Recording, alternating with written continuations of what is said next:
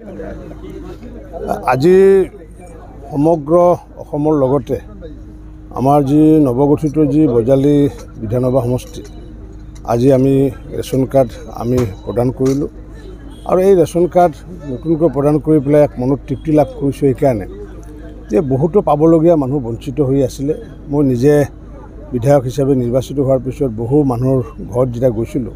যে প্ৰাপ্য মানুহ বঞ্চিত হৈ আছিলে আৰু এই যে প্ৰাপ্য মানুহ বঞ্চিত হৈ থকাৰ পিছত তেতিয়া মই মুখ্যমন্ত্ৰী ডাঙৰীয়াই যেতিয়া মোক এই বিভাগৰ দায়িত্ব দিছিলে প্ৰথমতে মই যিসকল অৰ্থনৈতিকভাৱে সচ্ছল ব্যক্তি তেওঁলোকক নিজে ৰেচন কাৰ্ড পৰিহাৰ কৰাৰ আহ্বান জনাইছিলোঁ আৰু তেতিয়া 50,000 মান ৰেচন কাৰ্ড পৰিহাৰ কৰিছিলে, অৰ্থাৎ 2 লাখ মানুহৰ কাৰণে পৰিহাৰ কৰিছিলে। পিছত মুখ্যমন্ত্ৰী ডাঙৰীয়াক মই যেতিয়া আহ্বান জনাইছিলোঁ যে তেখেতৰ এনেকুৱা আহ্বান দিব লাগে, তেওঁ 3বাৰ আহ্বান দিয়াৰ পিছত প্ৰায় 6 লাখ মানুহ তেনেকুৱাকৈ ৰেচন কাৰ্ড পৰিহাৰ কৰিছিলে আৰু অৰ্থাৎ প্ৰায় 6 লাখ আৰু 2 লাখ 8 লাখ। তাৰপিছতো দেখিলোঁ যে নহয় বহু মানুহ আমাৰ ৰৈ যাব। তেতিয়া নতুনকৈ UPS চিষ্টেম যিটো মেচিন চিষ্টেম আহিলে সমগ্ৰ ভাৰতবৰ্ষৰ যিটো one nation one ration card প্ৰৱৰ্তন কৰা হৈছিল সেইটো আমি অসমৰ সংলগ্ন হোৱাৰ পিছত প্ৰায় 32 কোটি টকা ব্যয় সাপেক্ষে আমি সেই মেচিনসমূহ ক্ৰয় কৰি প্ৰায় আমাৰ 35,000 যি আমাৰ সুলভ মূল্যৰ দোকানী আছে দোকানীসমূহ প্ৰদান কৰাৰ পিছত তেতিয়া বহু ভুৱা হিতাধিকাৰী তাৰ পৰা অট'মেটিকলি ডিলেট হৈছিলে আৰু ফলস্বৰূপে আমি প্ৰায় 50 লাখ তেনেকুৱা বেনিফিচিয়াৰী আমি নতুনকৈ লাভ কৰিছিলোঁ।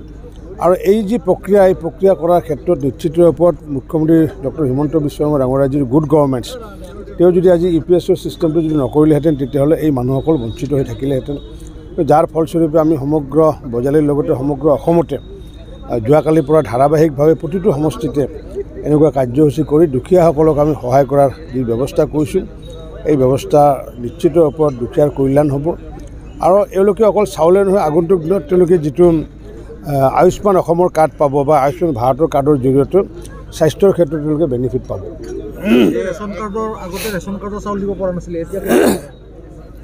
আগতে আছিলে কি আগতে বিভিন্ন ধৰণৰ ভুৱা হিতাধিকাৰীও আছিলে কাৰণ কিয় আগতে যিটো দেখিছিলোঁ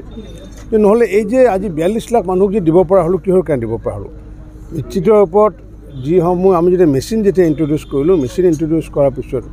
ৰাম কোন মধু কোন যদু কোন সেইটো জলজত পলপটকৈ ওলালে। নহ'লে এই মানুহখিনিক আগতে আমি দিব পৰা নাছিলোঁ অথচ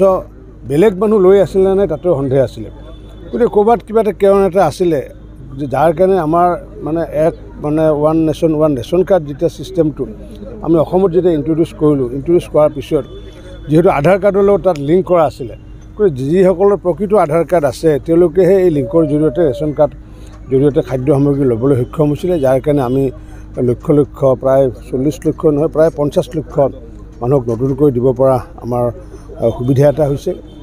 গতিকে নিশ্চিত ওপৰত আমি আগন্তুক দিনত যিসকলে 3rd 4th গ্ৰেডৰ চাকৰিয়াল যিসকলে ৰিটায়াৰমেণ্টত গৈছে আমি তেওঁলোককো দিয়া ব্যৱস্থা ইতিমধ্যে কৰিম আগন্তুক দিনত।